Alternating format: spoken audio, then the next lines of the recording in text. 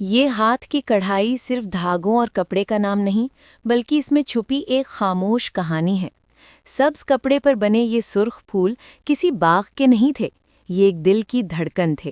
ہر پھول کے درمیان جو سبز دائرہ تھا وہ امید کی علامت تھا، اور ان کے ارد گرد بکھرے ننھے پیلے دانے ان خوشیوں جیسے تھے جو زندگی میں کبھی مکمل نہیں ہوتی مگر دل کو جینے کا حوصلہ دیتی ہیں۔ اس کڑھائی کو بنانے والی عورت کا نام زینب تھا، ایک عام سی عورت، مگر اس کے ہاتھوں میں غیر معمولی صبر تھا۔ وہ روز فجر کے بعد خاموشی سے یہ کپڑا اپنی گود میں رکھتی، سوئی میں دھاگا ڈالتی اور ایک ایک ٹانکا دل سے لگاتی۔ اس کے گھر میں ہنسی کم اور خاموشی زیادہ تھی، مگر اس کے ہاتھوں کی کڑھائی میں شور تھا، احساسات کا شور۔ ہر سرخ پھول کسی یاد کا بوجھ اٹھائے ہوئے تھا۔ ایک پھول اس دن کی یاد تھا جب اس نے پہلی بار یہ ہنر سیکھا تھا اپنی ماں کے پاس بیٹھ کر۔ ماں کہا کرتی تھی، بیٹا، کڑھائی صرف ہاتھوں سے نہیں ہوتی، دل سے ہوتی ہے۔ اگر دل ٹوٹا ہو تو ٹانکے کمزور ہو جاتے ہیں۔ ماں تو اب نہیں رہی تھی، مگر اس کی باتیں ہر ٹانکے میں زندہ تھیں۔ سبز کپڑا اس نے خاص طور پر چنا تھا، سبز کیونکہ یہ رنگ اسے صبر سکھاتا تھا۔ جب زندگی میں سب کچھ رک سا جائے تو سبز رنگ آنکھوں کو تسلی دیتا ہے۔ زینب کی زندگی بھی کچھ ایسی ہی رک گئی تھی۔ خواب بہت تھے، مگر حالات نے انہیں دھاگوں میں الجھا دیا تھا۔ وہ یہ کڑھائی اپنے لیے نہیں بنا رہی تھی، یہ کسی اور کے لیے تھی، کسی ایسے کے لیے جو شاید اس کے ہنر کی قدر کرے یا شاید صرف اس کی محنت دیکھ لے۔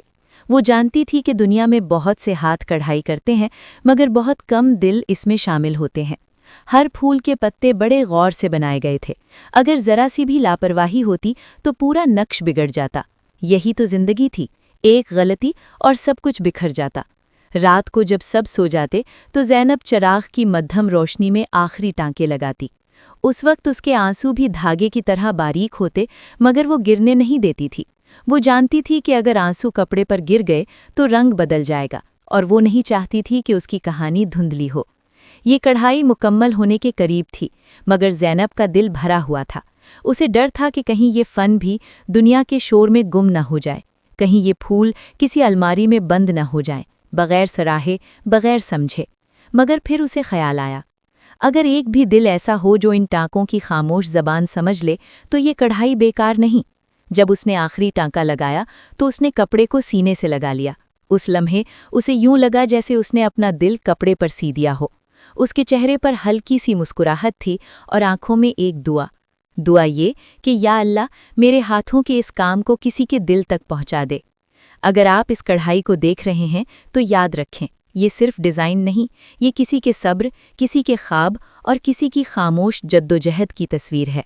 اگر اس ہاتھ کی کڑھائی میں آپ کو ذرا سا بھی احساس، محبت یا محنت نظر آئی ہو تو براہ کرم ہمارے چینل کو سپورٹ کریں، سبسکرائب کریں تاکہ ایسے خاموش فنکاروں کی کہانیاں دنیا تک پہنچ سکیں۔ آپ کا ایک سبسکرائب کسی کے خواب کو زندہ رکھ سکتا ہے۔